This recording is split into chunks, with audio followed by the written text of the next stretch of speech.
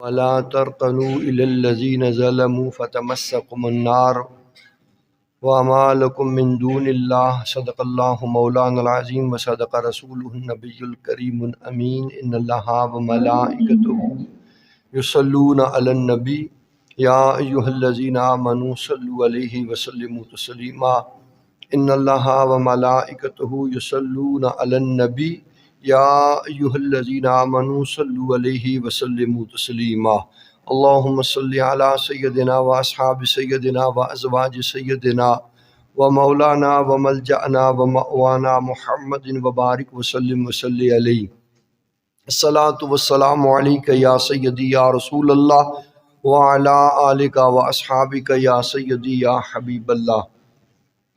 نہایتی واجب الاحترام معزز محترم محتشم سامعین عزیز وقار، اللہ وحدہ لا شریک نے قرآن مجید فرقان حمید کے اندر ارشاد فرمایا وَلَا تَرْكَنُوا إِلَى الَّذِينَ ظَلَمُوا فَتَمَسَّكُمُ النَّارُ، فرمایا کہ ان کی طرف مت جھکو جنہوں نے ظلم کیا۔ فَتَمَسَّكُمُ النَّارُ، اگر ان کی طرف جھکے تو پھر آگ تمہیں چھوئے گی۔ وَمَا لَكُم مِّن دُونِ اللَّهِ، اور اس وقت پھر اللہ کریم جل وعلا کے سوا تمہارا کوئی مددگار نہیں ہوگا۔ تو اس واسطے پیارے صاحبو، اس آیت کریمہ کے اندر رب کریم جل وعلا نے ظلم جیسے ایک بہت بڑے جرم اور گناہ سے بچنے کی ہمیں تلقین فرمائی ہے۔ جو ظلم کرے یا ظالم کا ساتھ دے پھر وہ آتش جہنم کا ایندھن بنا دیا جائے گا۔ تو اس لیے جتنا ممکن ہو سکے اپنے آپ کو اس جرم عظیم سے بچایا جائے۔ لا ترکنو فرمایا گیا ہے تو یہ لفظ رقون سے مشتق ہے اور اس کا معنی ہے محبت اور قلبی میلان۔ یہاں تک فرمایا گیا کہ ایسے لوگوں کی طرف جو ظالم ہیں ان کے لیے کسی قسم کی محبت اور رغبت، قلبی میلان بھی نہ رکھا جائے۔ دل کے کسی کونے گوشے میں ان کے بارے میں کوئی نرمی کا پہلو اور کوئی رغبت اور کوئی محبت کا گوشہ آباد نہیں ہونا چاہیے۔ حضرت اکرمہ فرماتے ہیں کہ اس سے مراد ہے ظالموں کی اطاعت اور فرما برداری نہ کی جائے۔ حضرت علامہ بیضاوی علیہ رحمہ فرماتے ہیں کہ اس سے مراد ہے کہ ظالموں کی طرف معمولی سا بھی قلبی میلان اور رغبت نہ رکھی جائے۔ اور حضرت علامہ قرطبی علیہ رحمہ فرماتے ہیں کہ اس سے مراد یہ ہے کہ ظالموں پر کسی قسم کا اعتماد اور بھروسہ کرنا اور ان کے کاموں سے مطمئن اور راضی بھی نہ ہونا، ان چیزوں سے رکنے اور منع ہونے کا حکم ہے۔ نہ ظالموں پہ بھروسہ کیا جائے، نہ ان کے کام اور ظلم سے مطمئن اور راضی ہونے کا اظہار کیا جائے۔ تو پیارے صاحبو، اس لیے کہ یہ وہ عناصر ہیں جو کہ یزید الفکر اور قوی الفطرت ہوتے ہیں۔ جو لوگ قوم اور معاشرے کے حسن کو برباد کر دیتے ہیں، یہ مذاہب باطلہ کی فرقہ بندیاں، سیاسی جتھہ بازیاں اور قبائلی تعصب بندیاں قائم کر کے ملک اور قوم کے تقدس کو پامال کرتے ہیں۔ اس لیے ایسے عناصر سے اپنے آپ کو بچایا جائے اور اپنے آپ کو محفوظ رکھا جائے۔ نہ ظلم کرو اور نہ ظالم کا ساتھ دو۔ ظلم کرنے والا بھی عند اللہ مجرم ہے اور اس کا ساتھ دینے والے بھی مجرم ہوتے ہیں۔ معاشرے کے حسن کو پامال کرنے والا، حضرت انسان کے تقدس کو تار تار کرنے والا اللہ رسول کی نگاہ و لطف و کرم کے اندر اس کا کیا مقام ہے؟ کیا اس کی حیثیت ہے؟ تو آقا کریم علیہ تحیت و تسلیم نے ارشاد فرمایا من اذا مؤمنا فقد اذانی ومن اذانی فقد اذى اللہ ومن اذى اللہ فلیتبوأ مقعدہ من النار۔ آقا علیہ الصلوۃ والسلام نے فرمایا کہ جس نے کسی مومن کو تکلیف پہنچائی اس نے مجھے تکلیف پہنچائی، تو جس نے مجھ کو تکلیف دی اس نے اللہ کو تکلیف دی، تو جس نے اللہ کو تکلیف دی ہے پھر وہ اپنا ٹھکانہ جہنم میں تلاش کرے۔ یہ مقام ہے مومن کا، جو مومن کو اذیت پہنچائے گا۔ تو پیارے صاحبو ذرا غور کیجئے، اللہ رسول کی نظر کے اندر ظلم کرنے والا کس قدر قابل نفرت اور قابل مذمت ہے۔ اگر اس کے پاس کوئی نیکی بھی ہوگی تو وہ بھی اس سے چھین لی جائے گی۔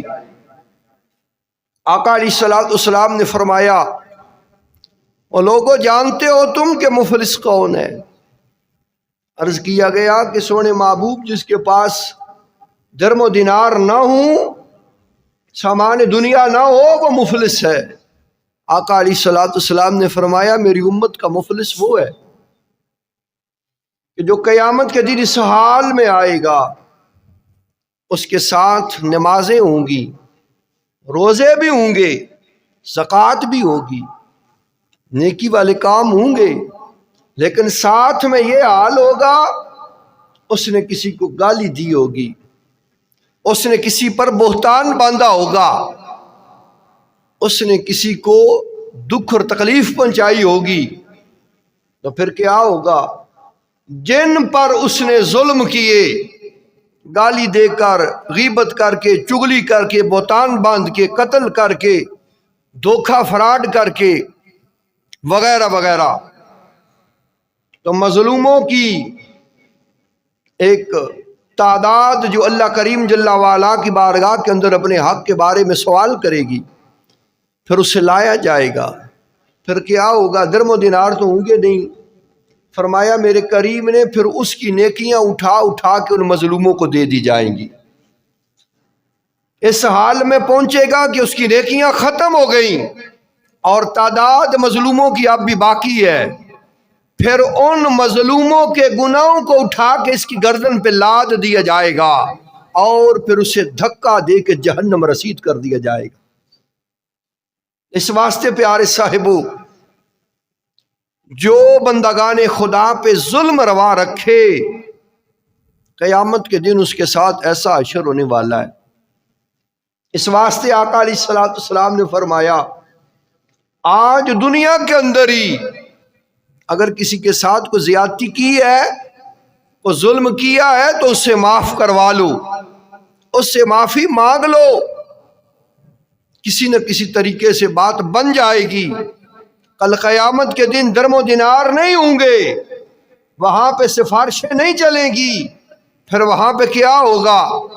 پھر اس ظالم کی نیکیاں اٹھا کے مظلوموں کو دے دی جائیں گی اور ان کے گناہ اس کے سر پہ لاد کے اسے جہنم میں ڈال دیا جائے گا۔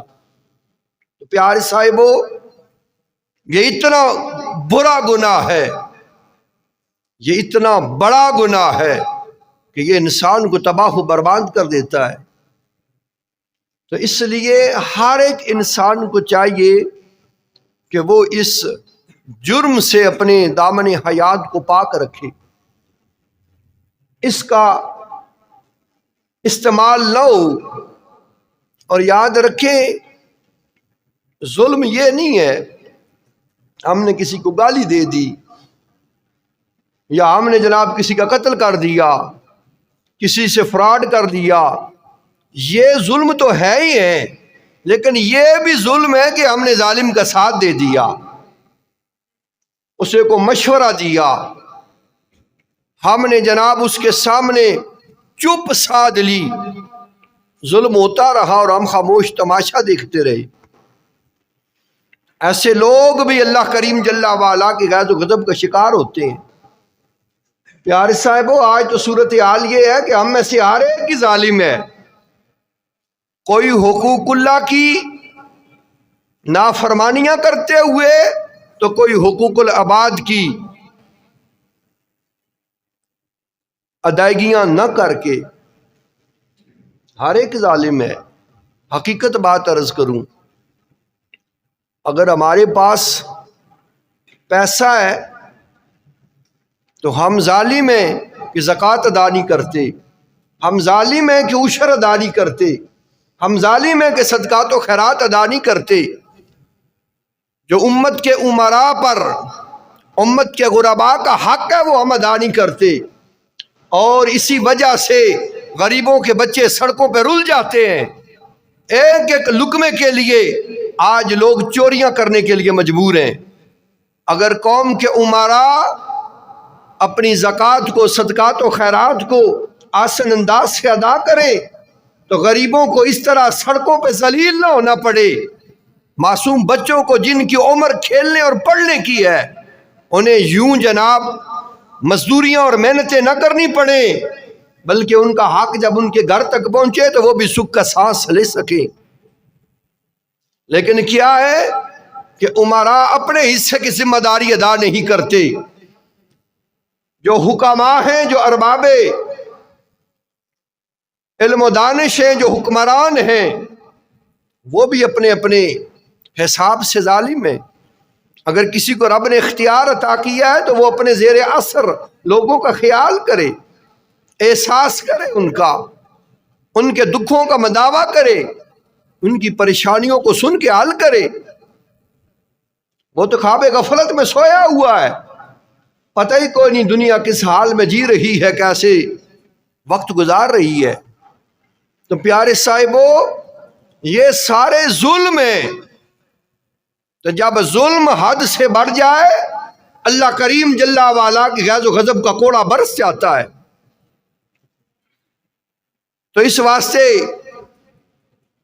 سامعین عزیز وقار، قوم لوط پہ وہ عذاب جو آیا تھا کس وجہ سے آیا تھا؟ ایک ظالموں کی وجہ سے اور دوسرا خاموش رہنے والوں کی وجہ سے۔ جناب صالح کی جو اونٹنی تھی، جو ناقۃ اللہ تھی، اس کی ٹانگیں جنہوں نے کاٹی وہ صرف 4 لوگ تھے۔ 4 لوگوں نے ٹانگیں اس کی کاٹی تھیں۔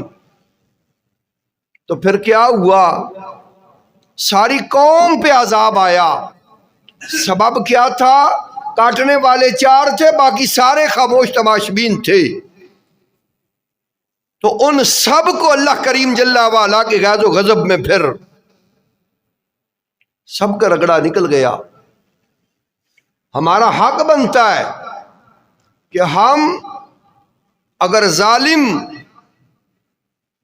کو روک نہیں سکتے تو کم از کم اس کے خلاف صدائے حق کو بلند کر دیں، ظالم کو ظالم تو کہہ دیں، مظلوم کی داد رسی کریں۔ لیکن ہم کیا کہتے ہیں جی ہمارا کیا مطلب ہے جی، چھوڑو جی، سارا کیا لینا دینا جی۔ تو اس فکرے نے ہمیں تباہ کر دیا۔ آج اگر کسی پہ کوئی ظلم و جبر ہو رہا ہے تو کل ہم بھی اس میں آ سکتے ہیں۔ تو پیارے صاحبوں، جب ظلم حد سے بڑھ جائے تو قہر خداوندی پھر برس جاتا ہے۔ اور آپ غور کریں اور دیکھیں، اسلامی جمہوریہ کے اندر اس کرسی کی جنگ نے قوم اور ملک کے تقدس کو پامال کر دیا۔ بنت حوا کی عزت و ناموس کیسے سڑکوں پہ نیلام اور تار تار ہو رہی ہے۔ ایک انسان اور مسلمان کی جان کی کوئی پرواہ نہیں، مسلمان کی جان سے، مال سے اور عزت سے کھلواڑ کیا جا رہا ہے۔ پیارے صاحبو، زندہ تو زندہ، مردہ کا بھی کوئی حال نہیں۔ معصوم کلیاں جو کھلنے سے پہلے مسل دی جاتی ہیں، جو درندہ صفت لوگوں کی ہوس کا شکار ہو جاتی ہے، وہ دندناتے پھرتے ہیں اسلامی جمہوریہ کے اندر، انہیں پوچھنے والا کوئی نہیں۔ جوان لڑکیاں قبروں کے اندر بھی محفوظ نہیں، ان مردہ کو قبروں سے نکال کے زیادتیاں کر کے برہنہ چھوڑ دیا جاتا ہے، ان کے خلاف ایکشن کرنے والا کوئی نہیں۔ ظلم برائے ظلم ہے اور ستم ظریفی کیا ہے۔ صاحبان ذی وقار، اس اسلامی جمہوریہ کے اندر ناموس مصطفیٰ پہ انگلیاں اٹھیں، عظمت اسلام پہ حملے ہوں، شان قرآن کے اندر گستاخی اور بے باکی کی جائے، کو پوچھنے والا کوئی نہیں۔ جب ایسی صورتحال ہو، ظلم کے خلاف کوئی صدائے حق کو بلند کرنے والا نہ رہے، ظلم کو ظلم اور ظالم کو ظالم نہ کہا جائے، پھر رب کریم جل وعلا کا غیظ و غضب کا کوڑا برس جاتا ہے۔ آپ دیکھیں گرد و نواح کے اندر، ماضی قریب اور بعید کے اندر، کبھی بارشیں تو کبھی سیلاب، کبھی زلزلے تو کبھی آندیاں، کبھی ژالہ باری اور کبھی زمین کا پھٹ جانا، کبھی ٹڈیوں کا طوفان اور کبھی مکھیوں اور مچھروں کا عذاب بن کے ہمارے اوپر پڑ جانا۔ یہ کیا ہے؟ آسمان سے آدھا آدھا کلو کے وہ برف کے گولے برس رہے ہیں۔ رب کریم جل وعلا اس سوئے ہوئے انسان کو اور مردہ ضمیر انسانوں کو جوڑ رہی ہے۔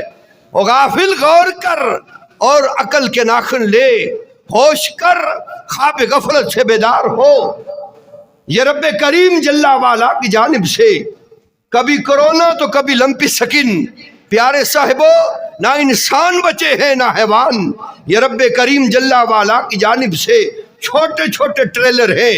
غیرت کر لو، ہوش کر لو، عقل کر لو اور انسان بن جاؤ اور صدائے حق کو بلند کرو، ظلم کو ظلم اور ظالم کو ظالم کہو، رب کریم جل وعلا کی بارگاہ کے اندر تائب ہو جاؤ، اس کی آغوش رحمت میں آنے والے بن جاؤ، تو رب کریم جل وعلا کی رحمتیں آج بھی تم پہ برس سکتی ہے۔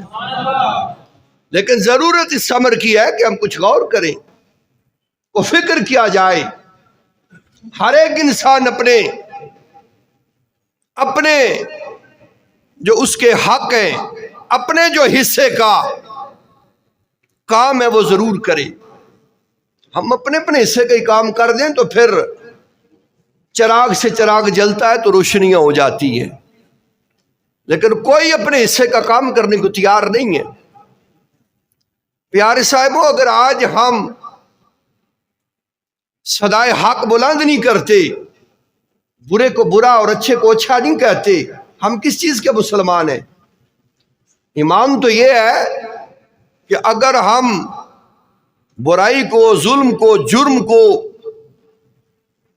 ہاتھ سے نہیں روک سکتے تو کم از کم زبان سے روکیں۔ زبان سے نہیں روک سکتے، دل میں برا تو جانے۔ ہم اتنے گر گئے کہ ہم نے کبھی دل میں برا بھی نہیں جانا، تو اس کا خمیازہ بھگتنا پڑے گا۔ پھر خشک کے ساتھ گیلیاں بھی جل جاتی ہیں۔ جب اس کے غیظ و غضب کا کوڑا برس جائے، اچھے برے سارے رگڑے جاتے ہیں۔ اس لیے معزز سامعین ذی وقار، کم از کم اگر ہم ظالم کو روک نہیں سکتے، اس سے نفرت تو کر سکتے ہیں، اس کے خلاف صدائے حق بلند تو کر سکتے ہیں۔ روایات میں آتا ہے کہ ایک متقی، ایک اپنے وقت کے عالم بزرگ تھے، اور اس دور میں ایک بندہ ایسا بھی تھا جو اپنے ظلم میں بڑا مشہور تھا۔ ایک دن وہ اس متقی پرہیزگار سے ملنے آ گیا، تو اس شیخ نے دیکھا کہ وہ سامنے سے ظالم آ رہا ہے۔ کیا کیا انہوں نے؟ اپنے چہرے کے اوپر کپڑا ڈال لیا، منہ پھیر لیا۔ وہ پاس آیا، لیکن آپ نے نہ اسے اپنا چہرہ دکھایا اور نہ اس کی طرف رخ کیا۔ شاید خیال ہوگا کہ اس کی گندی ناپاک نظریں میرے چہرے پہ نہ پڑیں اور میری نظریں اس کے چہرے پہ پڑ کے وہ گندی نہ ہو جائیں۔ پاس ہی ان کا بیٹا بیٹھا ہوا تھا، اس نے بات کو گول مول کرنا چاہا اور ظالم سے کہتا ہے، ابا جی ایک مرض میں مبتلا ہے تو اس لیے چہرے کو ڈکا ہوا ہے۔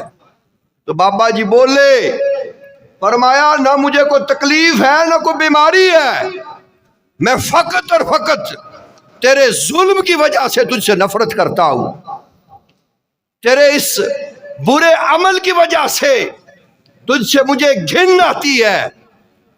پیارے صاحبوں، کبھی کبھی ہوتا ہے کہ جب کسی کو احساس نہ ہو تو احساس دلایا جائے۔ ہم گنہگار کو گنہگار نہیں کہیں گے، اسے احساس کیسے ہوگا؟ ہم ظالم و جابر کو ظالم اور جابر نہیں کہیں گے، اسے پتہ کیسے چلے گا؟ تو فرمایا کہ تو ظالم ہے، تیرے ظلم کی وجہ سے میں تجھ سے نفرت کرتا ہوں۔ جب اس نے یہ سنا، احساس ندامت ہوا، شرمندگی ہوئی، اپنے جرم اور گناہ کا احساس ہوا، تو اس نے کیا کیا؟ احساس ندامت جب ہوتا ہے تو پھر اللہ بھی مہربانیاں کرتا ہے، اسے توفیق توبہ نصیب ہوئی، اسے توبہ کر لی خلوص نیت کے ساتھ، صدق کے دل کے ساتھ۔ تو پھر رب کریم جل وعلا کی کرم نوازی کیا ہوئی؟ اللہ کریم نے اس شیخ کو ظالم سے نفرت کرنے کی وجہ سے اور اس ظالم کو اپنے ظلم اور اپنے اس جرم اور گناہوں سے توبہ اور معافی مانگنے کی وجہ سے رب نے دونوں کو بخشش کے پروانے عطا کر دیے۔ تو پیارے صاحبو، کم از کم اتنا تو کر سکتے ہیں نا ہم، تو اتنا تو کرنا چاہیے۔ آقا علیہ الصلوۃ والسلام نے فرمایا جب کوئی کسی ضرورت مند کی ضرورت کو پورا کرنے کے لیے اس کے ساتھ چلے، آج اگر ہم اس قابل ہیں تو ہمیں اللہ کا شکر ادا کرنا چاہیے۔ کوئی ہم سے آ کے مشورہ کرتا ہے، ہم سے آ کے کہتا ہے چلو میرے ساتھ وہاں کسی مقام پہ جانا ہے، کوئی چیز لینی ہے، کوئی دینی ہے، کوئی بات کرنی ہے، ہمیں اس نے اس قابل سمجھا تو کہا۔ اگر ہم جا سکتے ہیں تو ہمیں جانا چاہیے، ہم اس کی مدد کر سکتے ہیں تو کرنی چاہیے۔ ضروری نہیں ہے کہ نماز پڑھیں گے تو ثواب ہے، قرآن پڑھیں گے تو ثواب ہے، بندگان خدا کی مدد کرنا یہ بہت بڑا ثواب ہے۔ ہو سکتا ہے ہماری پڑھی ہوئی نماز قبول نہ ہو اور کسی غریب کو ہم نے اچھی صلاح دے دی یا کسی کے ساتھ 4 قدم چل کے اس کی ضرورت اور حاجت کو پورا کر لیا، وہ رب کی بارگاہ پہ قبول ہو جائے۔ وہ محتاج ہے کسی کا،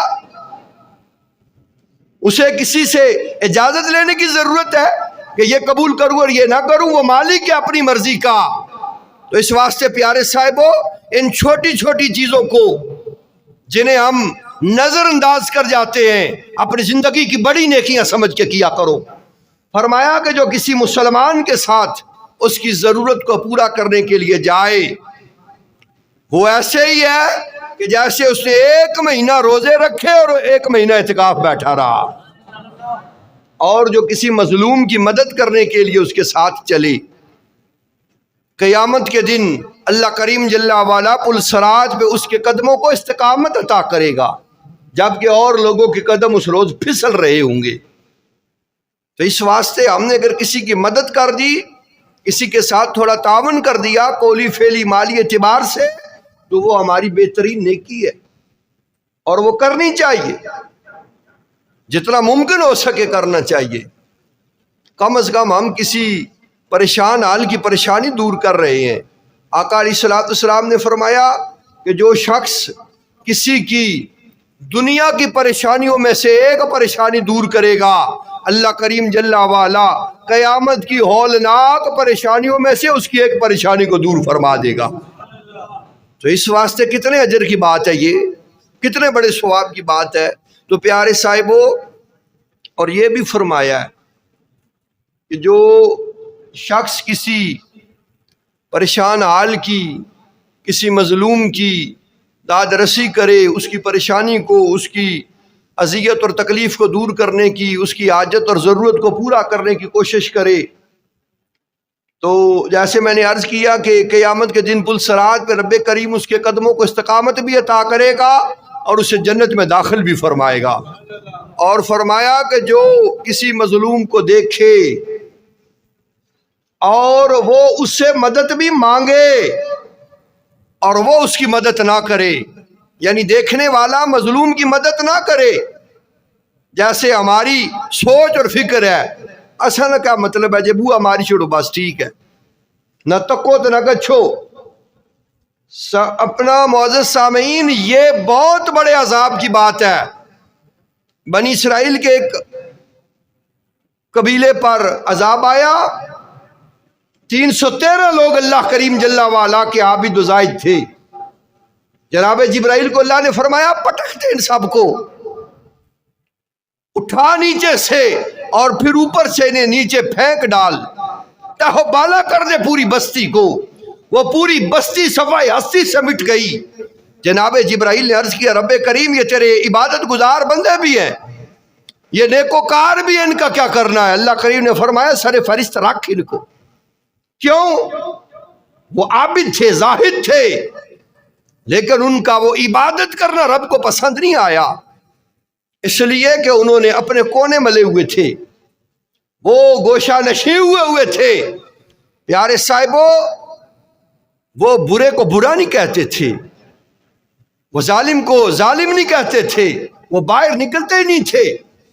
یہ کوئی ثواب اور نیکی نہیں ہے کہ بس جناب غصے ہو کسی کونے میں اور پھر جنازہ ہی نکلے۔ اچھے کو اچھا اور برے کا برا کہنا بھی جہاد ہے، غلط کو غلط اور صحیح کو صحیح کہنا بھی یہ ایمان اور اسلام ہے۔ انہیں تبلیغ کرنی چاہیے تھی جب حالات برے تھے، انہیں لوگوں کو روکنا اور منع کرنا چاہیے تھا۔ وہ اس قوم کے مبلغ تھے، وہ اس قوم کے رہنما اور لیڈر تھے، لیکن کیا کیا؟ بس اپنے کسی کونے کو مل کے بیٹھ گئے اور وہ ان کی بربادی کا سبب بن گیا۔ تو آج جو روکتے ہیں، جو دعوت فکر دیتے ہیں، جو صدائے حق کو بلند کرنے کی ترغیب اور تلقین کرتے ہیں، صاحبان ذی وقار وہ پاگل نہیں، یہ ان کا حق ہے، یہ ان کی ذمہ داریوں میں سے ایک ذمہ داری ہے۔ سننے والے اس سے برا نہ جانے بلکہ یہ ان کی ڈیوٹی سمجھیں، اور ہر ایک مسلمان کا یہ کلیدی کردار ہونا چاہیے کہ وہ کم از کم اپنے حصے کا کام ضرور کر جائے، اپنے حصے کا حق اور کردار ضرور ادا کرے۔ مرنا ہے اللہ کریم جل وعلا کے حضور کم از کم 4 لوگوں میں اس کی اچھی گواہی تو بن جائے۔ تو اس واسطے پیارے صاحبوں کہ جب کوئی مظلوم کو دیکھے وہ اس سے مدد طلب کرے تو وہ اس کی مدد نہ کرے۔ آقا علیہ السلام نے فرمایا پھر اسے قبر کے اندر آگ کے 100 کوڑوں سے مارا جائے گا۔ اصل تو مطلب ہی کوئی بوا ماری چھوڑو تو پھر ادھر جناب لمحہ کیتا کیسی۔ اس واسطے پیارے صاحبوں آگ کے 100 کوڑوں سے مارا جائے گا۔ مارنے والے فرشتے ہوں گے جنہوں نے نہ تھکنا ہے نہ آکنا ہے، الامان والحفیظ۔